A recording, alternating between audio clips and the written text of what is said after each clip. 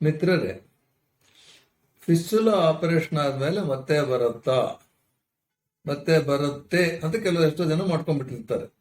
So ನೀವು ಯಾಕೆ urgent ಆಗಿ ಆಪರೇಷನ್ ಬರಲಿಲ್ಲ, ಲೇಟ್ ಆಗಿ ಯಾಕೆ ಬಂದ್ರಿ, ಕಾಂಪ್ಲಿಕೇಶನ್ ಮಾಡ್ಕೊಂಡು ಯಾಕೆ ಬಂದ್ರಿ ಅಂತ ಕೇಳಿದ್ರೆ, ಸರ್ ಫಿಸ್ಟುಲಾಗಿ ಆಪರೇಷನ್ ಮಾಡಿದ್ರೆ ಮತ್ತೆ ಬರುತ್ತೆ ಅಂತ ಎಲ್ಲರೂ ಹೇಳ್ತಾರೆ, ಅದಕ್ಕೋಸ್ಕರ ಬರಲಿಲ್ಲ ಅಂತಾರೆ. ಫಿಸ್ಟುಲಾಗಿ ಆಪರೇಷನ್ ಮಾಡಿದ್ರೆ ಮತ್ತೆ ಬರುತ್ತೆ ಅನ್ನೋದು ಸುಳ್ಳು. ಫಿಸ್ಟುಲಾಗಿ ಆಪರೇಷನ್ ಆದ್ರಲ್ಲಿ ಕೆಲವು ಪರ್ಸೆಂಟ್, ಅಂದ್ರೆ ನಾವು 100 ಜನಕ್ಕೆ ಮಾಡಿದ್ರೆ 3-4% ಮತ್ತೆ ಬರ್ಬೋದು.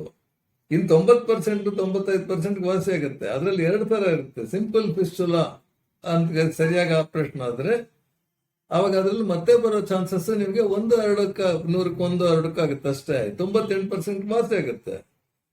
ಕಾಂಪ್ಲೆಕ್ಸ್ ಫಿಸ್ಟುಲಾಸ್ ಅಂತ ಇರುತ್ತೆ, ಅಂದ್ರೆ ತುಂಬಾ ದಿನ ಬಿಟ್ಬಿಟ್ಟಿರ್ತಾರೆ, ಎಲ್ಲೆಲ್ಲೋ ಹರಡಿರುತ್ತೆ. ಇಲ್ಲ ಅಂದ್ರೆ ಅದನ್ನು ಮತ್ತೆ ಬರ್ತಾ ಇರುತ್ತೆ ಅರ್ಧಂಬರ್ಧ ಆಪರೇಷನ್ಗಳಾಗಿ. ಅವರಿಗೆ ಮತ್ತೆ ಬರೋ ಚಾನ್ಸಸ್ ಇರುತ್ತೆ. ಅಲ್ಲಿ ಏನು ಅಂತೀವಿ ನಾವು, ಒಂದು 5-6%, 7%, ಅಂದ್ರೆ 100 ಜನದಲ್ಲಿ 90 ಮೇಲೆಗೆ ವಾಸಿ ಆಗುತ್ತೆ. ಯಾಕೆ ಈ ತರ ಪ್ರಾಬ್ಲಮ್ ಬಂದಿದೆ ಅಂದ್ರೆ, ಈ ಫಿಸ್ಟುಲಾನಲ್ಲಿ ರಿಕರೆನ್ಸ್ ಅಂದ್ರೆ ಮತ್ತೆ ಬರೋ ಚಾನ್ಸಸ್ಗೆ 2 ಕಾರಣ ಇದೆ. ಒಂದು ಇನ್ಹರೆಂಟ್ ಡಿಸೀಸ್ ಅಂತೀವಿ, ಅಂದ್ರೆ ಅವ್ರ ಒಳಗಡೆ ಕಾಯಿಲೆನೇ ಏನೋ ಬೇರೆ ತರ ಇರುತ್ತೆ. ಅಂದ್ರೆ ಬೇರೆ ಕ್ರಾನ್ಸ್ ಡಿಸೀಸ್ ಅಂತ, TB ಅಂತ, ಈ ತರದ್ದೇನೋ ಒಳಗಡೆ ಇದ್ದು ನಾವು ಬರೀ ಆಪರೇಷನ್ ಮಾಡಿ ಅದಕ್ಕೆ ಟ್ರೀಟ್ಮೆಂಟ್ ಆಗಿದ್ರೆ, ಕಾಯಿಲೆ ಟ್ರೀಟ್ಮೆಂಟ್ ಆಗಿದ್ರೆ ಮತ್ತೆ ಬರೋ ಚಾನ್ಸ್ ಇರುತ್ತೆ. ಇಲ್ಲ ಕೆಲವರಿಗೆ ಎನಲ್ ಗ್ಲ್ಯಾಂಡ್ಸ್ ಅಂತ ಒಳಗಡೆ ಇರುತ್ತಲ್ಲ, ಅದು ಮತ್ತೆ ಬೇರೆ ಗ್ಲ್ಯಾಂಡ್ಸ್ ಇನ್ಫೆಕ್ಷನ್ ಆಗಿ ಪ್ರಾಬ್ಲಮ್ ಕೊಡ್ತಾ ಇರುತ್ತೆ. ಕೆಲವರಿಗೆ ಡೀಪ್ ಸೀಟೆಡ್ ಎಲ್ಲ ಒಳಗಡೆ ಒಂಚೂರು ಉಳ್ಕೊಂಡು ಬರುತ್ತೆ. ಸೊ ಅದು ಒಂದು ಸೆಟ್ ಆಫ್ ರಿಕರೆನ್ಸ್ ಅಂತೀವಿ.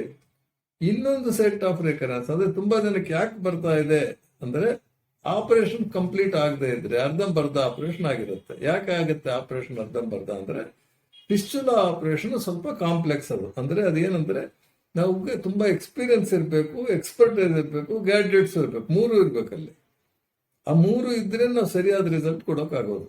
ಎಕ್ಸ್ಪೀರಿಯನ್ಸ್ ಯಾಕೆ ಅಂದ್ರೆ, ಆ ಫಿಸ್ಟುಲಾ ಟ್ರ್ಯಾಕ್ಟ್ ಎಲ್ಲಿ ಹೋಗ್ತಾ ಇದೆ, ಇಲ್ಲೇನೋ ಇನ್ನೊಂದು ಸ್ವಲ್ಪ ಇಲ್ಲಿ ಸಾಫ್ಟ್ ಆಗಿದ್ದಾಗಿದೆ ಅಂತ ಹುಡುಕ್ತಿವಿ. ನಮ್ ಕಣ್ಣಂದಾಜಲ್ಲಿ ಗೊತ್ತಾಗುತ್ತೆ, ಇದೇನೋ ನಾರ್ಮಲ್ ಫಿಸ್ಟುಲಾ ತರ ಇಲ್ಲ, ಇನ್ನೆಲ್ಲೋ ಒಳಗಡೆ ಒಂದು ಇದಾಗ್ತದೆ. ಬೆರಳಲ್ಲಿ ಇಟ್ಟು ನೋಡ್ತೀವಿ, ನಾವು ಫೀಲ್ ಮಾಡಿ ನೋಡ್ತೀವಿ. ಆಮೇಲೆ ಒಳಗಡೆ ಓಪನಿಂಗ್ ಇಲ್ಲಿ ಇನ್ನೊಂದು ತೂತಿದ್ದಾಗಿದೆ ಅಂತ ನಮ್ಗೆ ಫೀಲ್ ಅಲ್ಲಿ ಗೊತ್ತಾಗುತ್ತೆ. ಆಮೇಲೆ ಇಲ್ಲೊಂದು ಟ್ರ್ಯಾಕ್ಟ್ ಹೋಗ್ತಾ ಇದೆ, ಇಲ್ಲೊಂದು ಸ್ವಲ್ಪ ಹಾರ್ಡ್ ಆಗಿದೆ ಅಂತ ಬೆರಳಲ್ಲಿ ಗೊತ್ತಾಗುತ್ತೆ. ಕಣ್ಣಲ್ಲಿ ನೋಡೋದು, ಬೆರಳನ್ನು ನೋಡೋದು, ಇವೆಲ್ಲ ನಮ್ಗೆ ಎಕ್ಸ್ಪೀರಿಯನ್ಸ್ ಇಂದ ಬರುತ್ತೆ. ಅದು ಹೇಳ್ಕೊಡಕ್ಕಾಗಲ್ಲ, ಮಾಡಿ ಅದು ಗೊತ್ತಾಗುತ್ತೆ. ಒಂದು ಇಂಟ್ರೆಸ್ಟ್ ಇರಬೇಕು, ಇನ್ನೊಂದು ನಮ್ಗೆ ಅದ್ರ ಮೇಲೆ ಎಕ್ಸ್ಪೀರಿಯನ್ಸ್ ಇರಬೇಕು, ಬಹಳ ಕೆಸರು ಮಾಡಿರ್ಬೇಕು. 2ನೇದು ಟೆಕ್ನಾಲಜಿ. ಅಂದ್ರೆ ನಮ್ಗೆ ಗೊತ್ತಾಯ್ತು ಇಲ್ಲಿಂದ ಇನ್ನೊಂದು ಹೋಗ್ತಾ ಇದೆ ಅಂತ, ಆವಾಗ ಅಲ್ಲಿ ಸ್ಪಿಂಕ್ಟರ್ ಅಂತ ಮಸಲ್ಸ್ ಇರುತ್ತೆ, ಅದನ್ನ ಕಟ್ ಮಾಡ್ಬೇಕಾ, ಎಷ್ಟುವರೆಗೆ ಕಟ್ ಮಾಡ್ಬೇಕು, ಜಾಸ್ತಿ ಕಟ್ ಮಾಡಿದ್ರೆ ಕಂಟ್ರೋಲ್ ಹೊಟ್ಟೋಗುತ್ತೆ, ಇನ್ಕಾಂಟಿನೆನ್ಸ್ ಅಂತೀವಿ. ಆ ಭಯಕ್ಕೆ ಏನ್ ಮಾಡ್ತಾರೆ, ಸರಿ ಅಂದ್ಬಿಟ್ಟು ಇಷ್ಟಕ್ಕೆ ಸಾಕು, ಇಲ್ಲಿ ಮಸಲ್ ಕಟ್ ಮಾಡೋದು ಬೇಡ ಅಂತ ಬಿಟ್ಬಿಡ್ತಾರೆ. ಬಿಟ್ರೆ ಅದು ಉಳಿದಿದ್ದು ಮತ್ತೆ ಬೆಳ್ಕೊಳತ್ತೆ, ಅದು ರಿಕರೆನ್ಸ್ ಅಂತೀವಿ. ಸೊ 3ನೇದು ಏನಾಗುತ್ತೆ, ನಮ್ಮ ಹತ್ರ ಟೆಕ್ನಾಲಜಿ ಇದ್ರೆ, ನಾವು ಲೇಸರ್ ಇನ್ನೊಂದು ಬೇರೆ ಟೆಕ್ನಾಲಜಿ ಇದ್ರೆ ಅದನ್ನ ಯೂಸ್ ಮಾಡ್ಕೊಂಡು ನಾವು ಮಾಡೋದ್ರಿಂದ ಸ್ಪಿಂಕ್ಟರ್ ಡ್ಯಾಮೇಜ್ ಆಗದ್ರೆ ಮಾಡ್ಬೋದು. ಇಲ್ಲ ನಮ್ಗೆ ಚೆನ್ನಾಗಿ ಅದರಲ್ಲಿ ಎಕ್ಸ್ಪೀರಿಯನ್ಸ್, ಎಕ್ಸ್ಪರ್ಟೈಸ್ ಅಂತೀವಿ. ಅದನ್ನ ಎಕ್ಸ್ಪರ್ಟೈಸ್ ಇದ್ರೆ ಮಸಲ್ ಬೇಕಾದ್ರೆ ಅವಶ್ಯಕತೆ ಇದ್ರೆ ಕಟ್ ಮಾಡಿ, ಕ್ಲೀನ್ ಮಾಡಿ ಮತ್ತೆ ರಿಪೇರ್ ಮಾಡ್ತೀವಿ, ಅದನ್ನ ಸರಿ ಮಾಡ್ಬಿಡ್ತೀವಿ.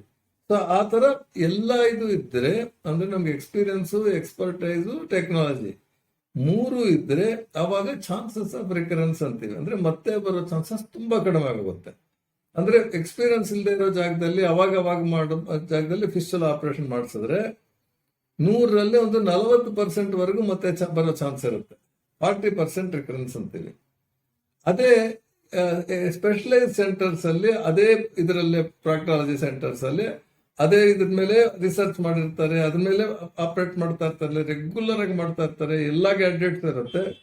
ಅಲ್ಲಿ 40% ಇಂದ it comes down to about 7-8%. ಅಷ್ಟು ಡಿಫ್ರೆನ್ಸ್ ಇರುತ್ತೆ.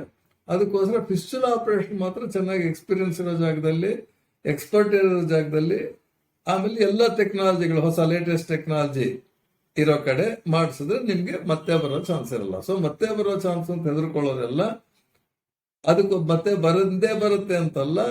ಒಂದು 7-8% ಕಾಂಪ್ಲೆಕ್ಸ್ ಫಿಸ್ಟುಲಾಲಿ, 1-2% ಇನ್ ಸಿಂಪಲ್ ಫಿಸ್ಟುಲಾ. ಸೊ ಅದಕ್ಕೋಸ್ಕರ ಹೆದರ್ಕೊಂಡು ನೀವು ಡಿಲೇ ಮಾಡಿದ್ರೆ ನಿಮಗೆ ಸಿಂಪಲ್ ಫಿಸ್ಟುಲಾ, ಕಾಂಪ್ಲೆಕ್ಸ್ ಫಿಸ್ಟುಲಾ ಕೂತ್ಕೊಳ್ಳುತ್ತೆ. ಕಾಂಪ್ಲೆಕ್ಸ್ ಫಿಸ್ಟುಲಾ ರಿಕರೆಂಟ್ ಫಿಸ್ಟುಲಾ ಮತ್ತೆ ಮತ್ತೆ ಮಾಡೋದು ಫಿಸ್ಟುಲಾ ಕೂತ್ಕೊಳ್ಳುತ್ತೆ. ಅದಕ್ಕೋಸ್ಕರ ಫಿಸ್ಟುಲಾ ಅಂತ ಒಂದ್ಸಲ ಡಯಾಗ್ನೋಸ್ ಆದ್ಮೇಲೆ ತಡೆ ಇಲ್ದಿರ ಆಪರೇಷನ್ ಮಾಡಿಸ್ಕೊಂಬಿಡಿ, ಸರಿಯಾದ ಜಾಗದಲ್ಲಿ ಮಾಡಿಸಿ, ಡಿಲೇ ಮಾಡಬೇಡಿ. ಅವಾಗ ಮತ್ತೆ ಬರೋ ಚಾನ್ಸಸ್ ತುಂಬಾ ಕಡಿಮೆ. ಅಕಸ್ಮಾತ್ ಆ 3% 4%ಗೋ ಮತ್ತೆ ಬಂದ್ರು, ಅದೇನ್ ಲೈಫ್ ಥ್ರೆಟ್ನಿಂಗ್ ಏನಲ್ಲ, ಮತ್ತೆ ಬಂದ್ಬಿಡ್ತು ಇನ್ನೇನಾಯ್ತು ಅಂತ ಇನ್ನೊಂದು ಚಿಕ್ಕ ಪುಟ್ಟ ಪ್ರೊಸೀಜರ್ ಆಡ್ ಮಾಡ್ಬೇಕಾಗತ್ತೆ. ಇನ್ನೊಂಚೂರು ಎಲ್ಲ ಉಳ್ಕೊಂಡಿದ್ರೆ ಅದನ್ನ ಕ್ಲಿಯರ್ ಮಾಡಿ ಕಳಿಸ್ತೀವಿ. ಮತ್ತೆ ಬಂತು ಅಂದ್ರೆ ಮತ್ತೆ ದೊಡ್ಡ ಆಪರೇಷನ್ ಬೇಕಾಗಲ್ಲ, ಎಷ್ಟೋ ಜನಕ್ಕೆ ಒಂದು ಚಿಕ್ಕ ಪುಟ್ಟ ಇದ್ರಲ್ಲಿ ಸರಿ ಮಾಡ್ಬೋದು. ಸೊ ಹಾಗೆ ಫಿಸ್ಟುಲಾ ಕ್ಯೂರ್ ಮಾಡ್ಬೋದು, ವರಿ ಮಾಡ್ಕೋಬೇಡಿ. ಕೆಲವರಿಗೆ ಮಾತ್ರ 1 2 ಸಲ 3 ಸಲ ರಿಕರೆನ್ಸ್ ಆಗತ್ತೆ. ಅದೇನಂದ್ರೆ ಒಂದೊಂದು ಜಾಗದಲ್ಲಿ ಬೇರೆ ಬೇರೆ ಬೇರೆ ಬೇರೆ ಜಾಗದಲ್ಲಿ ಮಾಡಿಸ್ಕೊಂಡ್ ಬಂದಿರ್ತಾರೆ, ಅಲ್ಲಿ ರಿಸ್ಕ್ ಜಾಸ್ತಿ ಆಗತ್ತೆ ಆಪರೇಷನ್ ಮಾಡೋದು. ಸೊ ಅದೆಲ್ಲ ರಿಕರೆಂಟ್ ಫಿಸ್ಟುಲಾಸು ಆಮೇಲೆ ಕಾಂಪ್ಲೆಕ್ಸ್ ಫಿಸ್ಟುಲಾಸು ಯಾವಾಗ್ಲೂ ಸರಿಯಾದ ಸೆಂಟರ್ಸ್ ಅಲ್ಲಿ ಎಕ್ಸ್ಪರ್ಟೈಸ್ ಇರೋ ಜಾಗದಲ್ಲೇ ಮಾಡಿಸಿ.